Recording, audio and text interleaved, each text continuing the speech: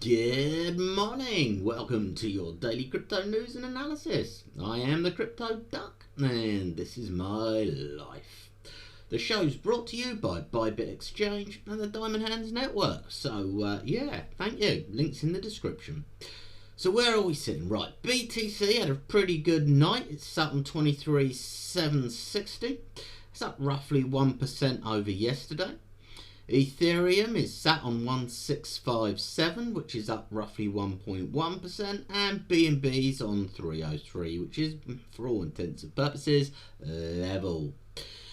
What am I expecting to see? Well, I'm watching the markets carefully. I'm hoping that we breach 23,900. If we do, we should return to 24,500. At least that's the game plan I'm hoping for. If we go the other way, I'm looking for 23,500. If we go below 23,500, then we could see a nasty drop down to 22,500. It's looking pretty icky. Same sort of story with Ethereum. Major support line that we're looking at is 1670. If we can get over that, we should go to 1700. If we breach 1700, then woo, oh my god, we should fly. 1800, maybe even over 2k if we're all good. Long-term plans, I'm still got my heart set on seeing Bitcoin reach 28k again. That's the dream, isn't it? Biggest winners for the last 24 hours are Maker up 17.6%. Ajax up 17.1, Stacks STX is up 15.1. Biggest loser is Clay, which is down 5.9. No specific reasons for those moves as it stands. Obviously Maker being the big boys in stablecoins now, seeing positive pushes.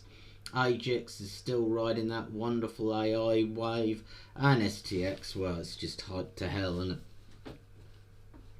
Right, news-wise, where do we sit? Well, Solana have said they're going to be making changes to their upgrade process in hope to improve their reliability and uptime. They honestly don't have a fucking clue what caused the big outage last weekend, but they believe it's probably something to do with half the validators being on one version and the other half being on another one. So if they can find a way to streamline that, I guess it's better. They need to do something, don't they? They can't keep going down. Their reputation as being super unreliable is not looking good for them. Move to a monster step N. I don't know if you want to class that as gamify. Maybe if you're a sadomasochist it might count. They're going to release a new set of features very soon, so expect their price to move accordingly. France is set to introduce what looks on the surface to be very, very strict licensing laws for crypto firms. Yeah. It's going to take a while before they get these things right, isn't it? It's either going to be too strict or too lenient until they hone it in. At the other end of the coin, the UAE is creating a free trade zone for crypto companies, giving them preferential tax and regulations. So I guess it all goes all ways depending on where you are. Revolut, the banking system and card payment and etc. Their revenue went up by 33% in 2022. That's despite the crypto winter, but I'm not sure what percentage of their revenue is crypto related anyway, seeing as they were pretty huge before they even got involved with crypto. The head of Visa has come out and basically denied all the news reports saying that they were stopping and not doing crypto partnerships now. They fully intend to carry on, apparently. Yeah, not sure there. Very mixed signals coming. MasterCard have not said they've offered any denials, so who knows on that front. Conflux, which we saw pump massively a couple of weeks back, has raised 10 million from a DWF Labs in their token fund of raising. An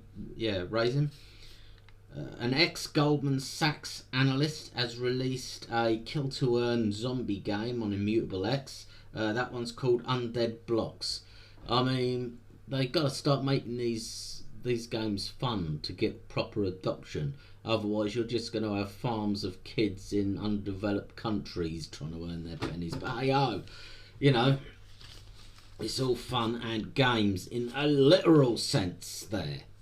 And Electronic Arts and Sony, ex-developers for both those companies, managed to get 13 million funding for what they're calling a digital universe called Avalon. Probably worth looking out for there. Yeah, this is quite a fun one for you.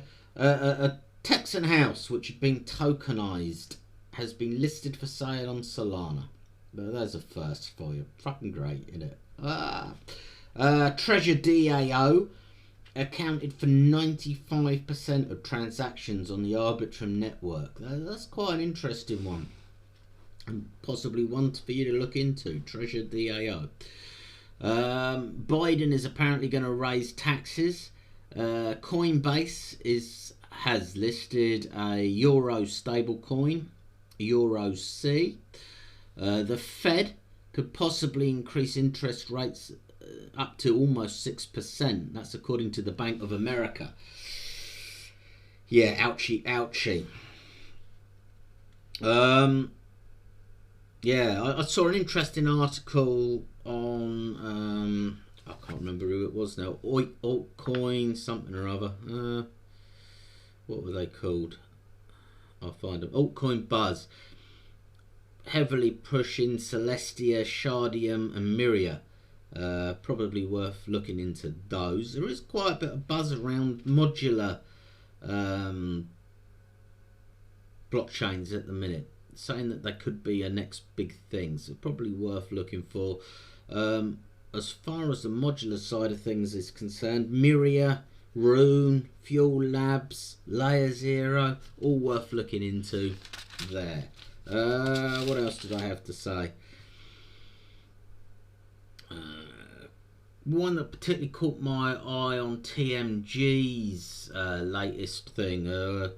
One of his viewers mentioned MASQ, which looks very interesting. I'm going to be looking into them and waiting for TMG to say something on that front.